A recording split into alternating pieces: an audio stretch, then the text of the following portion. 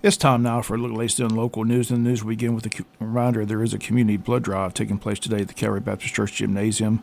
Gymnasium located at 415 East Cherry Street in Jesup. It runs today from 1 to 6 p.m. The blood drive is sponsored by the Jesup Shriners Ladies Auxiliary, and walk-ins are welcome today. These blood drives are very important all year long, but especially during the holidays. So if you get the chance today to give the gift of life upon the blood, it will be deeply appreciated. Blood drive conducted by the American Red Cross, again today, taking place from 1 to 6 at the Calvary Baptist Church Gymnasium. Longtime local businessman Randy Walker passed away Saturday at the age of 74. His funeral was set for this Wednesday at 4 p.m. at the Reinhardt & Sons Funeral Home Chapel with Shell Paul officiating. Visitation will be 1 hour prior to the service. Zobit says he suffered from heart issues for the past 5 years. Born and raised and lived in Jesup most of his life. Also lived in Richmond Hill and Guyton and Beaufort, South Carolina for several years. Grew up in the Jesup First United Methodist Church, but his last church membership and baptism was Community Church in Beaufort, South Carolina, and 3 years later was baptized in the Jordan River in Israel. After graduating from the University of Georgia with a bachelor's degree in business, Randy came home to help run and eventually became the dealer of the family business Walker Chevrolet Oldsmobile, which was started by his grandfather Randall Walker back in 1934. Randy left the car business in 1997, then received his insurance license, worked in association with DeWitt Insurance Agency in Rincon for several years until his retirement. Later in post-retirement, he worked for Feltenberg of Kingdom Metal Buildings as a salesman until he officially and finally retired. Randy was a member of the 1967 State Championship baseball team. As an adult, he was an avid golfer. He's survived by his two sisters, Angela Walker Story of Wilmington Island and April Walker Drury of Jesup. Nieces and nephews. Once again, the funeral is scheduled for this Wednesday, 4 p.m.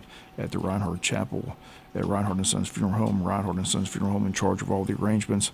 Once again, longtime local businessman Randy Walker passing away Saturday at the age of 74. We'll be back with more news after this word from our sponsor, other commercial messages, so please stay tuned.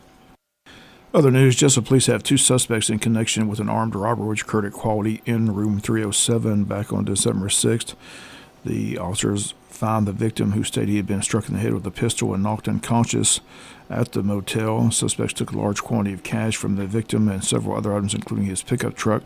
The victim was transported to Wayne Memorial Hospital for further medical attention and later transported to Memorial Medical Center in Savannah for further medical attention. At this time, the victim's in stable condition. Investigators with the Wayne County Sheriff's Office canine handlers later identified 2 individuals who had items that were taken from the victim. Subsequent investigation led to their arrest and the recovery of the victim's vehicle that was taken. Both suspects currently being housed at the Wayne County Jail.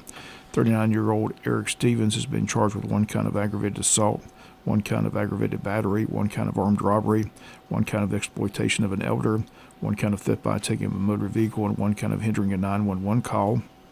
39-year-old Melinda Shingler has been charged with 1 count of party to the crime of aggravated assault, 1 count of party to a crime of aggravated battery, 1 count of party to a crime of armed robbery, 1 count of party of a crime to theft by taking a motor vehicle, 1 count of party to a crime of hindering the 911 call.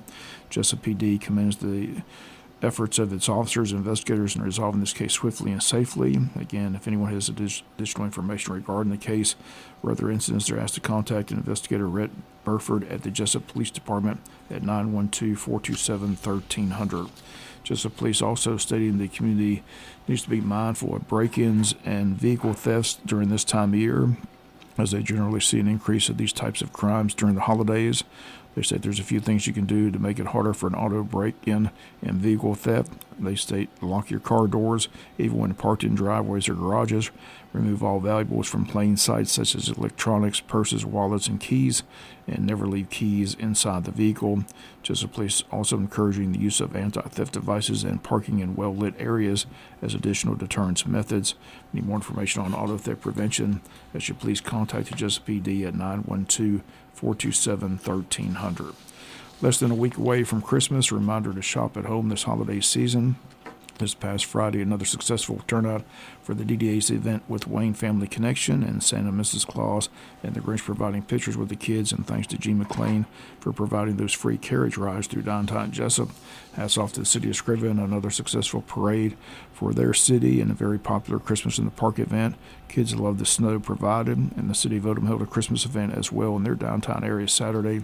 Again, everyone counting down the days until Christmas. A reminder once again, this Friday and Saturday, members of Calvary Baptist Church will be Gift wrapping presents in front of Walmart. The time Friday from 12 to 7, this Saturday from 10 to 6 in their annual Wrap Wayne County in Love. Again, all that takes place this weekend, Friday and Saturday in front of Walmart. Again, just 9 days and counting until Christmas. We'll be back with some final news notes after this word from our sponsor, the commercial messages, so please stay tuned. Final notes and news. Chamber of Commerce accepting reservations for their annual Eggs and Issues breakfast, which is scheduled for Thursday, January 9th at Coastal Pines Technical College. Wayne County's local delegation will preview the upcoming Georgia legislative session in Atlanta. Guest speakers will be State Senator Blake Tillery, State Representative Stephen Meeks, and State Representative Buddy Deloach. The event begins that morning at 8 a.m. Tickets are $30 for chamber members, $40 for non-members. Everyone's invited to come hear what our local representatives have to say about the upcoming session in Atlanta. Once again, the date, Thursday, January the 9th. And the Georgia legislative session set for January 2025, and one bill that was introduced but didn't get over the finish line last year and set to be introduced again as this session seems to be gaining support among legislators is House Bill 1030, which would bring baby boxes to the state of Georgia. Safe haven law exists in every state, and these laws allow parents to surrender their child to any fire station, hospital, police station, and not face prosecution. Many states have baby boxes, but not in the state of Georgia. This completely allows parents to be anonymous option, puts temperature-controlled boxes into the side of fire stations with an alarm for firefighters once the box door is shut and the child has been placed in the box. Many states across the U.S. have these boxes in place, but not in the South. But now there's a push for Georgia to pass such a law. Once again, it did not pass last session, but it's expected to be introduced once again this session. Currently in Georgia, a parent has to do a person-to-person surrender. Those pushing the law want an anonymity, which they state the baby boxes would provide. Just one of many issues set to be discussed once the legislative session begins in Atlanta.